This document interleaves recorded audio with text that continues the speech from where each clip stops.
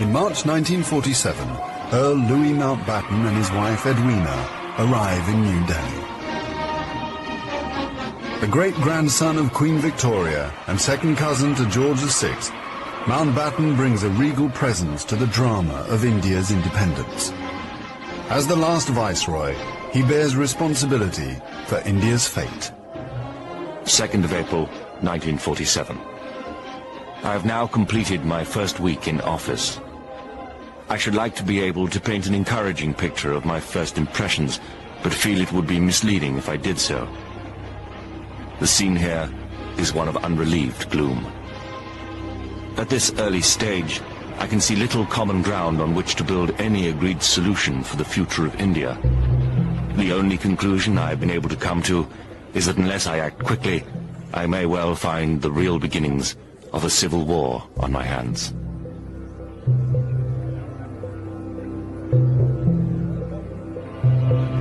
By May, attempts to create a unified India have failed.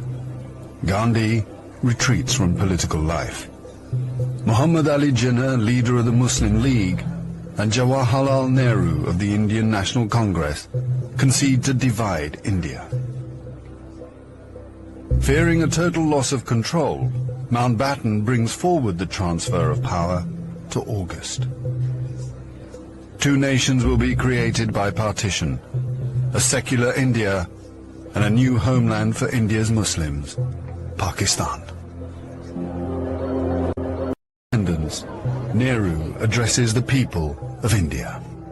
Long years ago, we made a tryst with destiny, and now the time comes when we shall redeem our pledge. At the stroke of the midnight hour, when the world sleeps, India will awake to life and freedom.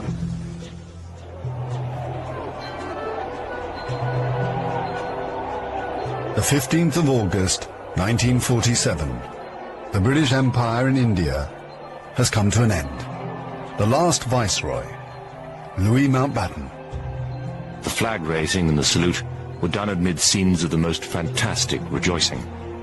And as the flag broke, a brilliant rainbow appeared in the sky, which was taken by the crowd as a good omen.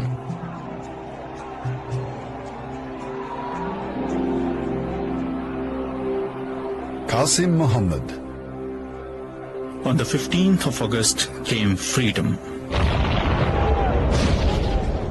The freedom to burn, loot and murder. While Delhi and Karachi were celebrating, central Punjab was burning.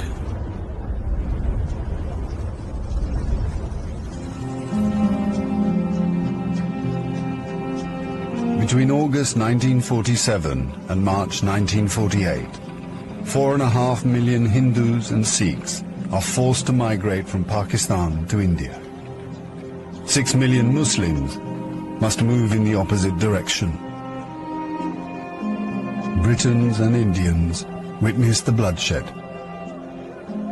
Shahid Ahmed. It is a battleground. People have gone mad. Trains to Pakistan are being looted and occupants slaughtered. We all knew that carnage was in the offing. So did Mountbatten. The British Empire, which tried to build India over centuries, can never live down this great tragedy.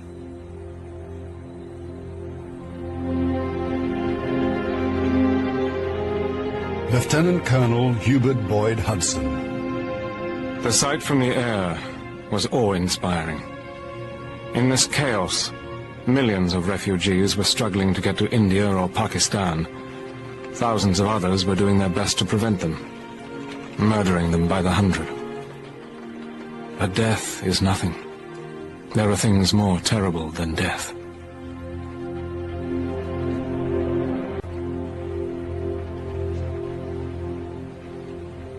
Ten million people are displaced in the partition of India. 1 million are dead.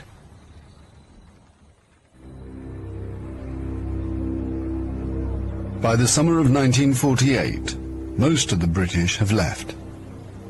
Hubert Boyd Hudson has been in India for 15 years. India is full of ghosts. Houses I have lived in, now inhabited by Indians, remind me of the days which will never come again. When the Viceroy drove past with a cavalry escort in red coats, I have seen the greatness of the British in India, but now it is all ended, and we are the last to leave, the few who are trying to tidy up the mess which the sudden splitting of an old empire has caused.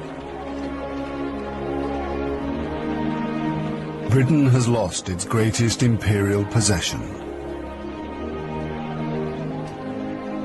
Mahatma Gandhi once said that if India became free, the rest of the empire would follow. In the next 10 years, the fire of India's independence will spread around the globe, from the Middle East to Africa.